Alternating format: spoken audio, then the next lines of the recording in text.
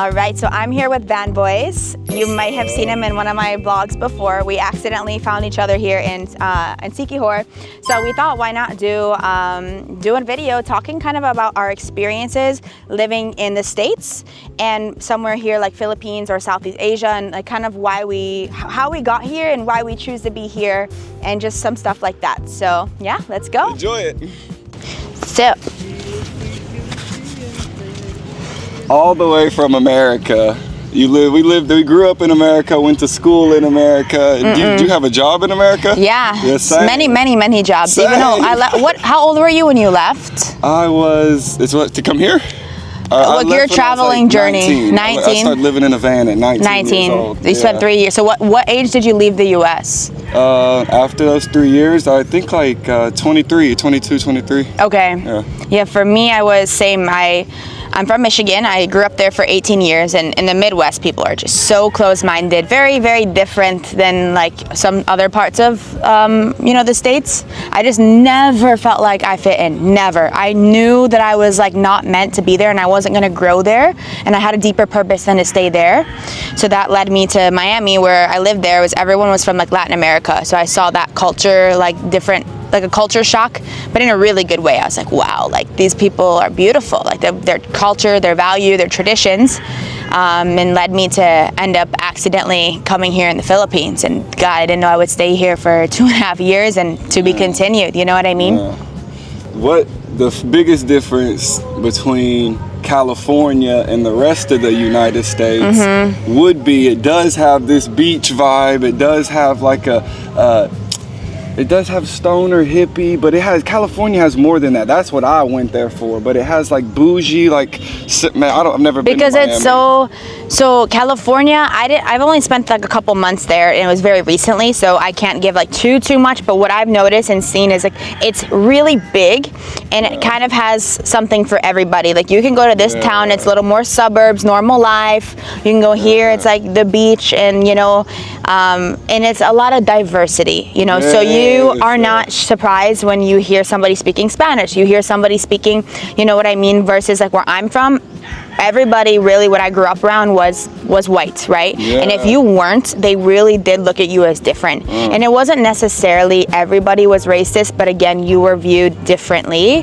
and I felt like they kind of taught us that different was bad. Like they tell us that sometimes in the States. Like I feel like all of our media is about the States, so we don't really see what's happening on the outside. That's where the stigma of like dangerous comes from, or all the stuff with the borders. So they start to say like, oh, like the danger, third world countries are bad, or they're coming here and taking our jobs, like all that stuff that they say, you know what I mean? Like I feel like they tell us that. I don't know if you can relate to that. Yeah, I grew up there was only Hispanic people, black people, and white people. I didn't even know what a Filipino was. Yeah. I never met a Filipino until the Philippines. Dang. But there's a lot of Filipinos in America now. In California and Las Vegas too. A lot in Las Vegas. Shout out all the Filipinos in America, bro. Super cool. But going to a place like California and Miami, it's diverse. Yes. Small towns like we are. And, but it's expensive. It's expensive. Yeah. I couldn't afford to live in a house. I had to live in my van.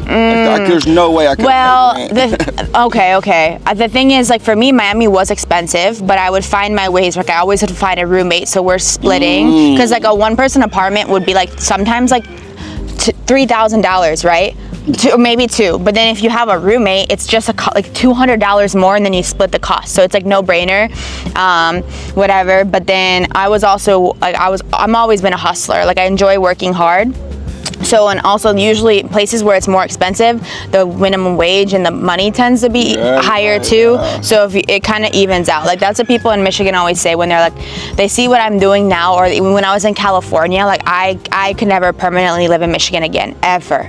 I would rather be, I don't care how rich I would be living there, it's not worth my happiness. Like that's something I realized, like, happiness for me is like my overall goal in life. I want to make sure I'm always happy, and of course we're not, right? Like there has to be these, but if I'm not happy and I know it, I need to try something. I got to change something. Speaking on that right there, dude. So that in California, I was forced to eat like I couldn't eat as much food as I can eat here, and I'm so much more healthier with my diet because it's so expensive. So I'm having to the like food cook, there is I'm having to crazy. cook my own food and like just buy some little hamburger meat and like no, I don't know what I'm doing. I ain't no damn cook. So and I definitely learned how to cook living here in the Philippines though. Like I enjoy it. But you can eat out here for the same price you could cook, like, you know what I mean?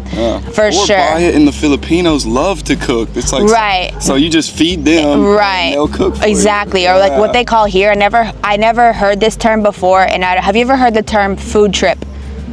So they call it here, like all my friends would say, let's do food trip, and I didn't understand what that meant, but usually like Filipinos love, food is life here, and like because from my opinion, what I've realized is it brings so many things together. It brings people together, and your food is love, like you're sharing, you're bonding, because usually you're cooking it, so it's a whole barbecue experience. Like for example, if my friends say, let's do food trip, we'll go to the market, we buy fish to do, right here, we could do kinilaw, you know kinilaw, right? Like ceviche, do it here, and then they can literally build a little fire right here, or there's one there where they grill the fish, sinugba, and then maybe you grill a veg, like something like that, and then you have like a whole little like lunch on the beach. In California, like you could do all that for like $10. In Here. California, yeah, like there's no way you're doing that. It's Right, like 30, 40, 50 right. And everybody needs to like pitch in a lot more. Like here, it's like, you know, we can treat it for 500 peso to feed like literally 10, 20 people sometimes. You know what I mean? Yes. And it's like, I don't know how to explain it, but it's like, and everybody does their part. You know what I mean? Like you may treat me tomorrow, but like I'm going to pay it forward in the next time. And like, you know, like even yesterday, like we got invited to a random birthday party, and they're like, come eat. In America, like that would never happen. I would have never just like walking down the street, like, you know, it's just a very, so friendly, you know, so. But you can't, because in America you have the diversity that we were talking about. That means there's so many good people, but we have so many people. So there's like bad people, scary people, people on drugs. So you can't just accept everybody like Philippines. Everybody here is majority like good. So the thing I've noticed with like the Philippines versus America, because a lot of times more of my like American friends or followers, supporters, whatever you want to call it, those are the ones who are always saying like, be careful, this and that, don't be so naive. And I'm like, I admit, like, of course we can all be naive, like you have to learn your lesson the hard way sometimes, but I'm very careful and I'm aware of my surroundings. But when I'm walking in America, Michigan, California, I'm like this always, right? Like if you're getting gas, like it's like, you know, and never would I leave like ever could leave my bag even just like there, you know, or like, you know, I'm not saying I do that here, but here I walk down the street without even ever feeling in danger, and it's the opposite. I feel like I leave anything, hey Barbie, you left this, like I will literally get messages saying, this is yours, or like, you know, people will post in a forum, especially Siargao, anything in Siargao, like they post a phone, lost wallet. Dude, yeah, my friend lost his phone and the police got it back. Yeah. There's no way that's happening in America. Exactly. Like people are really friendly here. It's way more safe. I've never felt more safe than Siargao, for sure. And because the thing is, I feel like even if people want to be like bad or they want to do something bad, it's such a small community that you can't. You know what I mean? Like you're gonna get caught. And it's gonna get spread. Yeah. California has probably the same amount of people as Philippines. There's like but yes, California has more people than whole countries in Europe. So yeah, it's really big. A lot. Like, dude, we have so many people like there's no Skid Row here. There's no like homeless camps like they have in San Francisco. Right. I mean, similar though, but. Well, I noticed for sure California compared to like Michigan, they give a lot more support to certain things. Like every state has their own rule, you know, for sure. And again, like the big thing there is like the diversity compared to like the small towns that we were from. So I find people from where I'm from naturally a lot more closed-minded, and then there is a few people who like are very inspired by this stuff that I'm posting. Same thing with you, like we had this conversation before, but they say like it's so impossible for them to like break the cycle. Like they're stuck in this cycle and they're like, oh, I love what you're doing, but I could never do it, or I gotta save up to do this first, or they want every question answered, right? Like I'll get direct messages. They don't want to like believe in like something good's gonna happen. They want it all figured out. You literally, you get what you put out there. Like if I trust that something good is gonna happen, like I'm kind of, I guess in a way, manifesting it. And if it's not, like I really my number one thing is I trust God so much in his plan for my life, right? Obviously he's not going to hand it to me, but I have to work hard. But if I follow, you know, like what I believe he wants me to do, and even the times that like it's going to be uncomfortable or there's something tragic that happens, I trust him so much knowing that he's bringing something good out of it. It's either making me stronger, teaching me something, or directing me to that next chapter of my life. You know what I mean? This like is something that I wasn't feeling like this. God isn't prevalent in California, since it's like there's not, religion isn't like, it's just everybody believes in their own, and you keep your beliefs to yourself. And here, bro, I'm so led. I feel God here. God is everywhere here, man. And like those little kids out there are playing in the ocean, picking up shells or something. This dude's going on a jog on the beach. Like obviously it's so different. Yeah, like, so different. And like, for example, like I was just in Cebu, right? And I was with another American vlogger. Actually, we had met up, and we ended up hanging out with this group of kids because we were looking for this type of like pig's brain to eat because we wanted to try it. It sounds weird, but like we found this group of kids instantly that was just, you know, so friendly, so nice, and was leading to like show us where the best, you know, food was, and like here. And first of all, like they walked like with us miles around this town. Like I'm so used to that, right? Yeah, you go to jail. Exactly. In America, you can never just like you have to like we didn't take the kids, but you know what I'm saying? The kids took like you. yeah, and you have to like you can never not ask permission from your parents. Go with a stranger? Are you crazy? And then kids would never like want to do that. Like they are stuck in their iPads. They don't play anymore. They are. You don't know your neighbors. Here, you know all of your neighbors, and like I go driving for especially in Siargao, like I spent a lot of time there in a small community. You go driving for 5 minutes, I would have waved hi to probably like 10 people that I know personally, and then maybe 5 others that like I don't know, but like we see the face every day. So it's like hi. Even like I love when I say hi to like, there'll be groups of like kuyas, like construction workers that like, of course I don't know them personally, but I pass them on my run every day. So it's like we all just stop and have the most smiling exchange, and I just literally am like happy afterwards. When in America, I feel like people are like naturally waiting for something bad. Like they're more negative. Not all, but I feel like sometimes, and like people are naturally more rude, or like, why is a stranger talking to me? Why is this person like, you know what I mean? I get what you're saying. And yeah. And obviously there's, like I said, there's so many people in America. Like we have hundreds of millions of people, so there's so many good people, but, yes, and they're so nice and friendly, but just your average person, like, you don't know if you say something, if they're gonna be like on edge, or if you look at somebody too long, like, what you looking at, bro? You know, like, so you know how I was just kind of saying you get what you give, right? So for me, I feel like people are so good. Like I see people as beautiful, nice, like no matter where I'm at. But I noticed, like I was just in Michigan, right? And I talked to my cousin who's a couple years younger than me. She had reached out to me a couple like maybe 6 months ago when I was in Siargao, and it's like, dude, like I am feeling so stuck here. I feel like I don't belong. I am stuck in this system here. I see everything you're doing. I want to do what you're doing. And like she had some other shit going on, so it wasn't as easy, and she was stuck in this lease, so she had to at least wait till that was done, like a year, but like in some other stuff. But then I just, of course, spent a lot of time with her when I was there in Michigan, and she would tell me like these things, like she just feels like people there are so empty and so rude and just always judging. And I'm like, it's in your head. Like I believe, I understand it, but if you think, but like this is what they like, I don't know how to explain it, but society sometimes like thinks like what we just said, like you think that everybody is gonna be rude. Well, like for example, we are sitting on a beach right now. We are recording ourselves.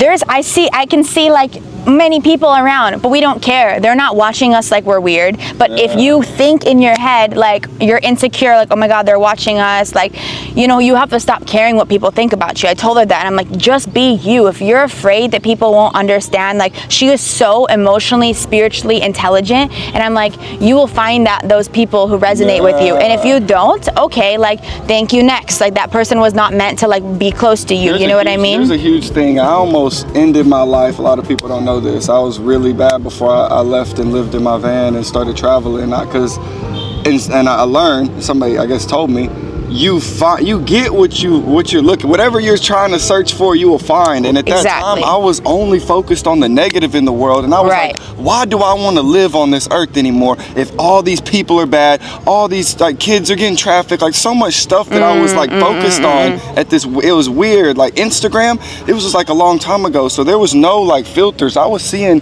videos that were like from the dark web that were horrible for my brain, and it got me to a spot where I wanted to end it. And then after that day, I almost did, and I had to go to the mental hospital and jail and rehab.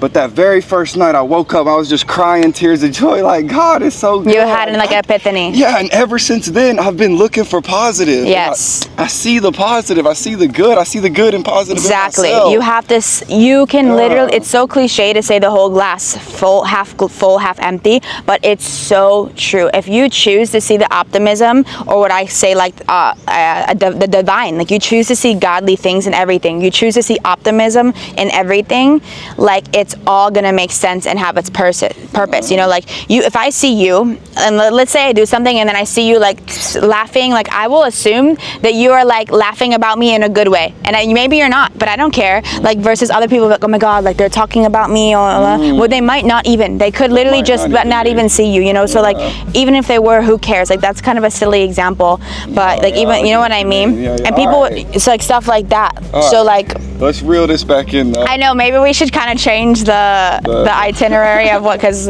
you know, it's like people always ask me like why I'm here in the Philippines. So I've spent 2.5 years primarily in Siargao, and the reason why I decided to like really stay there was because I instantly saw the quality of life and felt it. Like I said, my number one goal in life is to always do my best to be happy, like if I can control that. So like I felt so happy in Siargao, and I'm like, why? Because I love to analyze things, and I was like, look at the quality of life, you know, like people are so happy with nothing. They're available like all throughout the day. Like look at this, like any day, it's just like I can message, even here in Sikihor, same situation yesterday or now, you're messaging your friends like, what's the plan, what are you doing? It's not like in America everybody has this like this work ethic, and it's not even worth it. I feel like 90% of the people who are in this like 9 to 5, or they're not even like happy, and they're, you know, like you hear this. We talked about this on my live on YouTube, like these people, like this, they're grown. A lot of my people watch are like adults in America, and they're like, dude, I have $100,000 truck, I'm $1 million house, and I thought that's what I wanted my whole life, and now that I got it, and I'm watching what you're doing, and I'm just realizing like I had it all wrong. And then it's like, even if you have that, then you want more. Yeah. We've all been there, done that. Like in Miami, like I got my first car that I bought that was like, I had pretty good credit score, so I was able to like lease a car, and I got, or not lease, finance. So I paid it monthly, and I had a really good interest rate because of my credit score. So the first car I got was like a Mustang, because that was like pretty nice car there, but not really compared to all my other friends had like BMWs, like, you know. So as soon as you have that, you want something nicer, and then it's nice for like 3 days, and you think you want something nicer. No, a car gets you from point A to point B. Why does it matter if it's so nice or not? If it makes you happy, okay. But like, there's just all these things, like you said, you think you want, and then you don't. It doesn't even make you happy, because then you want more. You always want, as soon as you reach like what you have, it's like almost like you want more, chasing this thing that you thought made you happy, because it's not. Like I think that most people don't know truly what their passion is and what they want, because for a few reasons. I think it all stems from not spending enough alone time with yourself, because you can't. You have to wake up to go to this job for how many hours, and then you get home, you sit in traffic, like you eat your dinner, and then it's like a constant cycle of repeat, and your 1 or 2 days off is spent doing errands. If you have a family, it's usually like, okay, maybe you get to go to the gym, like, but exactly. And then you don't have time to sit there and like meditate with yourself. Go to like talk to God. Maybe you don't have to be religious, so maybe it's just sitting with yourself to learn what you really want, or you're dependent on other people, other things to make you happy. Like you can't completely make a decision for yourself. Yeah, you know what I mean? I'm new to religion, and I don't like, I've felt God in the Philippines, and He's moved my life and changed a lot. And That's what we're talking about too. Like instead of buying everything for yourself, like a nice shirt, you can do stuff here that it fills you with that joy, like that everlasting joy, like helping the community. Exactly. Like taking your time out of the day. It don't even have to be with money. Just to go play with the kids here. They get so happy, and then every time they see you after, right? Just all you have to do is like exchange this, like it's like you're exchanging positive energy. Yeah. Like I always felt that like my number one reason I think God chose me to do this like platform is because I want to inspire people and I want to spread light and happiness. Like I may not have $100 and just here you go, but I can like spread happiness and something that's authentic and real, and that's what's actually like lasting. Like for those people in Siargao who have absolutely touched my heart and changed my perspective on life, because they are people who have nothing, but what they have given me is more than money has ever bought. You know what I mean? Like the simple things that I watched how they bond over, and I can sit like there's literally a group of locals out there. They're like fishing right now with the family, and the whole family. Kids. And I could sit there and just start smiling, and they will never even understand maybe why, you know. But because it's so beautiful for me to see like what they're bonding over and how like, you know what I mean? I feel like I'm a part of a family here, and I didn't really have a good family growing up. Like I love my family, but they're busy doing this. They're busy doing this. Right. We don't know each other. Exactly. And here, bro, I just feel like a part of a big family. Right. And they love me here. Exactly. And they will support you. They will support You'll support them, and they'll support you in any way that they can. You know, and sometimes it's even just like, you know, words of affirmation. Like they like like always saying congratulations on the smallest things too. Like I could do something so small, and then I have friends congratulating me, and I'm like, what? I didn't even think it was worth that like congratulation. And the fact that you noticed, you know what I mean? And like just the small things like sample, I was telling you yesterday, and I'll just mention just to give an example, like, so I'm here in Sikihor, right? My first hostel that I stayed at was Mad Monkey, and it's like a party hostel, and I'm not a party person, and it's pretty far from the tourist area, right? The first night I was so tired, I just wanted to rest. The music was really loud. I couldn't sleep. We're not gonna get into details. There was stuff happening in the room. It's Mad Monkey. You know. I'm surprised you didn't know. That was your fault. I know. Whatever. So some people like that. Backpackers are crazy sometimes, right? So whatever. So after like a few hours, I had like made a post that I was here in Sikihor, and one of my supporters, like a follower, had reached out and said like she's in California, like she's been lived there for a long time, but she has a place in Sikihor, and she literally told me, if you want, you can stay there. The house is yours. We can have like she has like somebody who manages the house, like, you know, open it. And I was like, you can't be serious. Like, no way.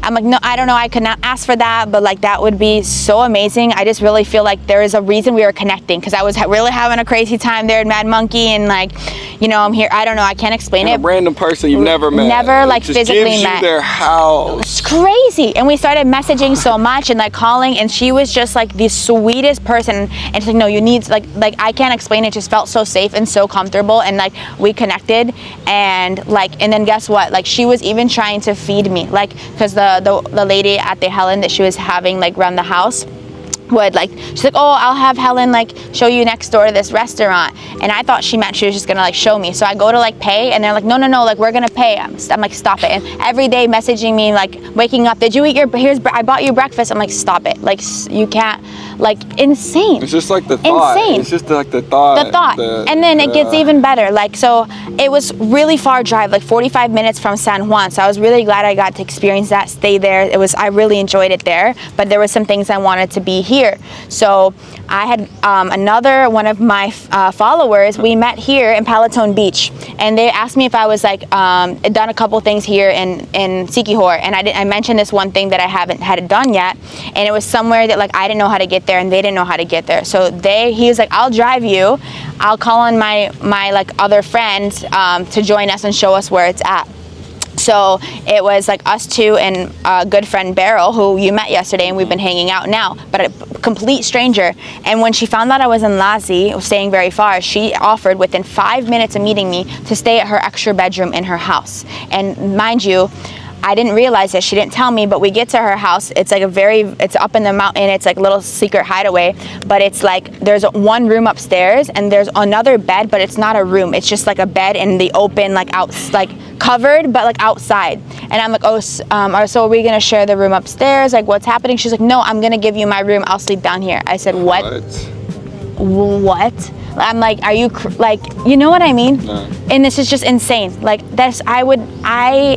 and this isn't the first time that like people have been like this here in the Philippines. The generosity of Filipinos makes me just a better person. Makes me give more to more people. Exactly, because it inspires you. I don't do this in Thailand. I don't help people like that in Thailand. I don't feel led to. Yes. But here, bro, I feel led to help as many people and inspire as many people. Because you need to share the blessing. Yeah. Like it inspires me. If somebody is willing to do that for me, I want to do it when I have the calling, when I have the chance. You know what I mean? Because it's like, it's not about me, you know? It's like, you don't need all of this for you, and it's better shared together. The moments, everything, the good karma, just everything. You know what I mean? They have a word for it in Philippines, the Filipino language.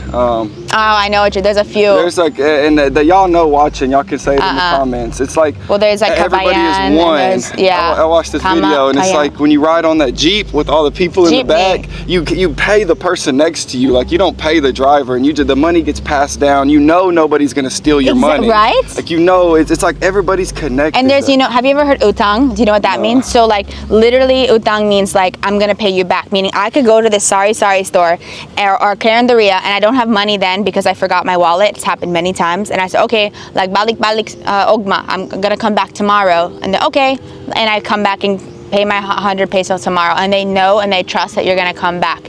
You know what I mean? It's like, that is like a big thing. It's crazy. People are good here, definitely more religious. They have values, and because they're really passed down these traditions from their families, you know, and they're very family oriented. They're not like grown up by social media. In America, we're grown up like on this is what teaches us. Yeah. Right? Like, we're not fishing with our parents like these kids here. Like, we're not singing karaoke. We're not eating dinner every single night. Convenient. Spoiled, convenient, comfortable. We love our convenience there, and some people love that, and that's some Americans. There's nothing wrong with it. Love their convenience, and I do admit we get this. I'm sure you get this. We are at a young age, so we're also at this age where it's probably more acceptable to be doing what we're doing. Yeah. But I think age is just a number. Like, we're happy, and you know, like, people are like, oh, like, I don't know, like, if you love it in a place, you will figure it out. You will work hard. You know, like, something like we're able to do now is like, we're monetized from vlogging. We worked so hard to vlog, to edit, to make videos, to like produce the content. Energy to something else though. Like, if you don't be vloggers, come do something else. Unless you want, you know, like, but like, if you have a calling for something, you have to find your calling. It's not going to be handed to you.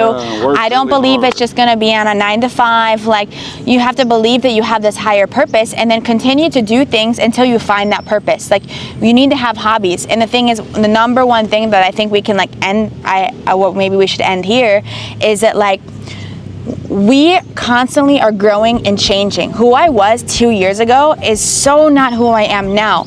So like, there is places and people who are gonna cross your life and your path. Some are meant to stay with you, some are not. I thought I was gonna stay in Miami for the rest of my life. You know what I mean? Like, you have to trust that things change, and when you feel like it's changing, you don't dwell on it. You know, oh, this person, you trust that it's part of God's plan, and like, it's literally evolution. Like, we start as a fetus, so we're literally like are changing. You know what I mean? So trusting that we're constantly growing, and you know what I mean? I got one thing to add on that, and I feel like people live for the future so much. Like, oh, I'm trying to work so hard and save money and get my house and get my car, so when I'm 50 and 60, I can be good. Right. Like, bro, exactly. Like, what if we die? Live for now. Live for like, exactly. Work really hard and make like, live your dream life now. Yes. Don't wait till you live. What if you lose your leg? What if you like anything could happen? I almost died 3 months ago. You almost died 3 months ago. What if you could never done all what you did, and exactly. But you had that time? You know what? Like, God saved me for many reasons, and I know why He did, and I'm not going to talk about it in this video. And some I may not know. But if I would have died in that moment, like, I would have been so happy with how I had lived my entire life. You know what I mean? However, there was a few things that, like, I think you might have gotten what we were talking about yesterday at the beach. How I was saying I definitely got caught caught in a little bit too much hustle and was burnt out for a little bit. So that was my wake-up call. Like I was ignoring every sign of what God was trying to tell me. So I had to really get your attention. I wasn't listening. I had a MRSA in my eye, had to get eye surgery, still didn't listen. So like when that accident and something else made me open up and reflect, like, whoa, I was not living my purpose. I was not doing what God wants me to be doing. So like, you know, look what happened when I wasn't, you know, wake up call.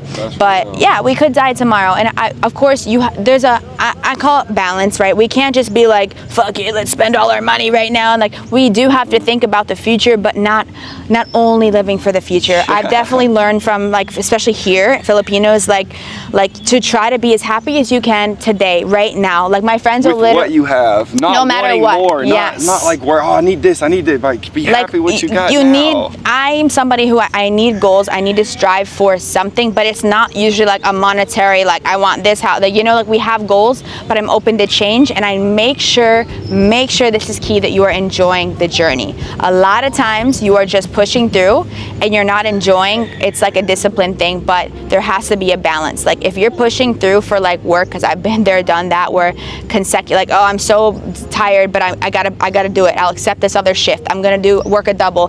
That's okay temporarily, but you can't do it every single day, and never take a day for like an off, or a day for an enjoyment, or a day to splurge. Robots, you know? Exactly. We're not robots. Exactly. We're humans. So like emotions. finding that balance of like making sure you're enjoying the journey, finding your passion, and like knowing that you're changing, you're evolving, and you're constantly learning what you like. You know what I mean? Sometimes I go places and do things, I'm like, well, like I used to love this whole, like, I love being spontaneous, but now I'm a little bit older. I've experienced a few things where being this, like letting somebody else take control, has kind of bit me in the ass a few times. So I just learned, okay, let me ask a few more questions before I, you know, like small things like that, where like what I wanted to do 2 years ago, a few months ago, I learned that I didn't have fun doing that. So I'm going to learn it for, you know what I mean? You have to live to learn, to grow, to experience, to get to where you want to go, man. Exactly. Thank y'all for watching this. My friend Barbie. We'll see you in the next episode. Dude, we're gonna do another one tomorrow. Yeah. Let us know, like, I mean, for the future too, because I think you're gonna come back to Siargao. Give us some so get us in the future some things you want to know, some things we're gonna, but we will give you insight, but we're not gonna give you the complete like coding. We'll give you the roadmap, but not the coding. That's important for you guys to find your, you know what I mean? How are you gonna learn? How are you gonna grow if you don't get uncomfortable? So see you guys. I did her with her yesterday and some other stuff. Van boys. Yeah, van boys. Band with a B, you Filipinos. Y'all say band boys. No, van boys. VAN. And I'm Island Barbie. So for the ones watching on his channel, Island Barbie, and then I did put a K at the end for my last name. Island Barbie with a K. And just so everybody, before we get any stupid bashing, we're just friends, completely friends. I know he's stupid and makes stupid decisions. Don't worry. What? You know, somebody was so much for a good friend. We all make stupid decisions. So like somebody told me, they're like, "Is this the guy that got his wallet stolen and whatever, or you're robbing whatever and lost his dad?" I'm like, "Hey, we all make mistakes. I have made so many mistakes. So yeah."